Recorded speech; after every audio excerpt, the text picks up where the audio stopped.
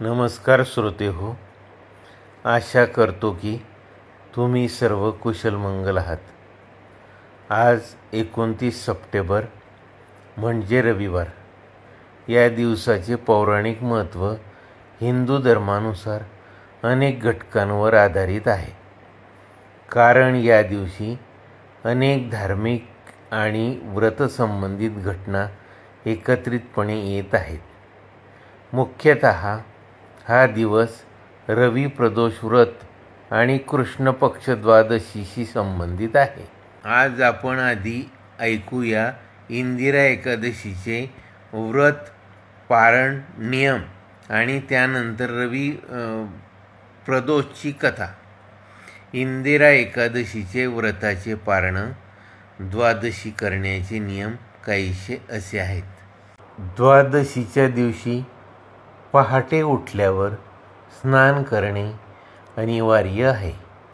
पवित्र जलाने स्नान केल्याने शुद्धता प्राप्त होते. स्नानानंतर भगवान विष्णूची पूजा करावी. पूजा करण्यासाठी एक स्थान निवडावे जे शुद्ध आणि पवित्र असावे. पूजाचा नैवेद्य अर्पण करण्यासाठी ताजे फळ, मिठाई आणि विशेषतः तुळशीची पानं अर्पण करावी.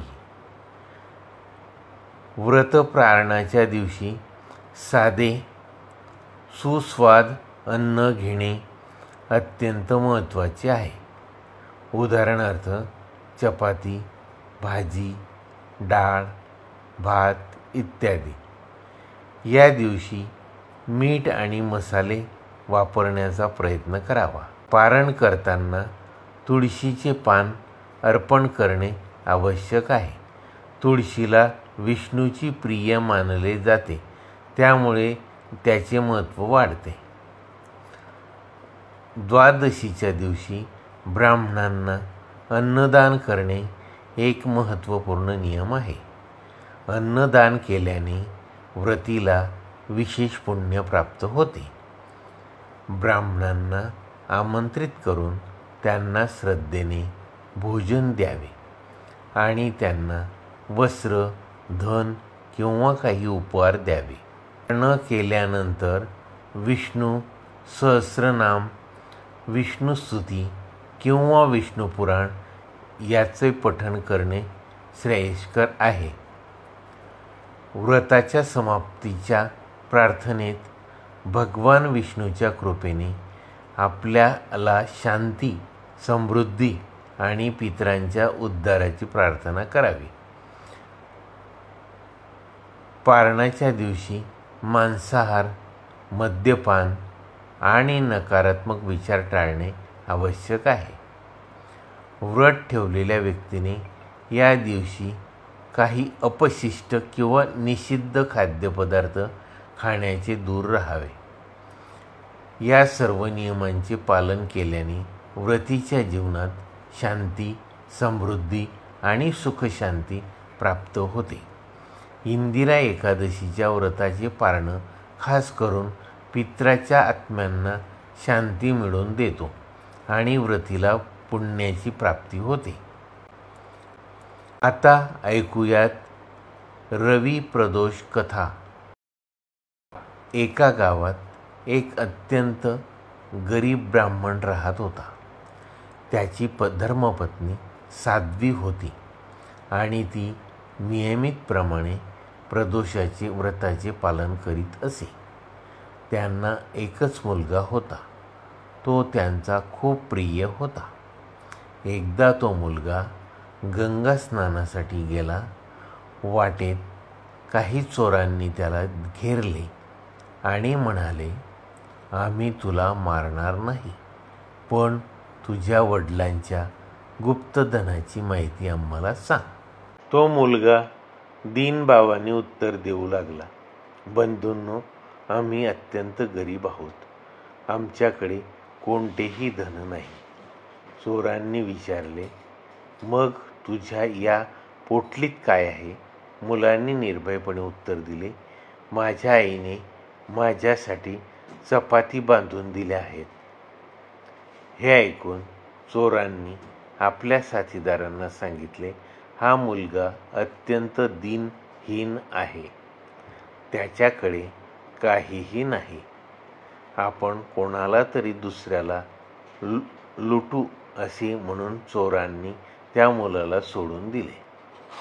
मुलगा पुढे जात एका शहरात पोहोचला. शहराजवळ एक मोठा वडाचा वृक्ष होता. तो मुलगा त्या वडाच्या झाडाखाली झोपी गेला. त्याच वेळी त्या शहराचे शिपाईही चोराचा शोध घेत त्या वडाच्या झाडाजवळ आले आणि मुलाला चोर समजून ताब्यात घेतले. नंतर त्याला राजाकडे घेऊन गेले. राजाने त्याला तुरुंगात टाकण्याचा आदेश दिला. ब्राह्मणांच्या मुलाचा घरी परतण्याचा पत्ता नसल्यामुळे त्याच्या आईला त्याची खूप चिंता वाटू लागली. दुसऱ्या दिवशी प्रदोष व्रत होते. ब्राह्मणीने प्रदोष व्रताचे पालन केले आणि भगवान शंकराकडे आपल्या मुलाच्या सुरक्षितेची प्रार्थना केली. भगवान शंकरांनी ब्राह्मणाची प्रार्थना ऐकली. त्याच रात्री शंकर भगवानाने त्या राजाला स्वप्नात प्रगट होऊन सांगितले की तो मुलगा चोर नाही, त्याला सकाळी सोडून द्या, नाहीतर तुमचे राज्य आणि वैभव नष्ट होईल. सकाळी राजा शिवाच्या आज्ञेनुसार त्या मुलाला तुरुंगातून मुक्त केले. मुलाने आपली संपूर्ण कथा राजाला सांगितली. सर्व घटना ऐकून राजाने आपल्या शिपायांना त्या मुलाच्या आई वडिलांना राजदरबारात बोलवण्याचे आदेश दिले.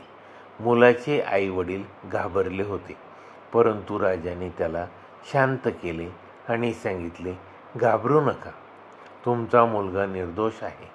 राजाने त्या ब्राह्मणाला 5 गावं दानात दिली, ज्यामुळे तो सुखाने जीवन जगू लागला.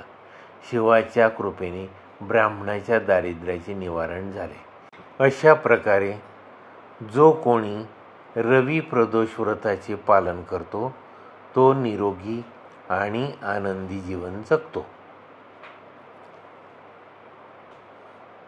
माझे व्हिडिओ शांततेने ऐकल्याबद्दल धन्यवाद.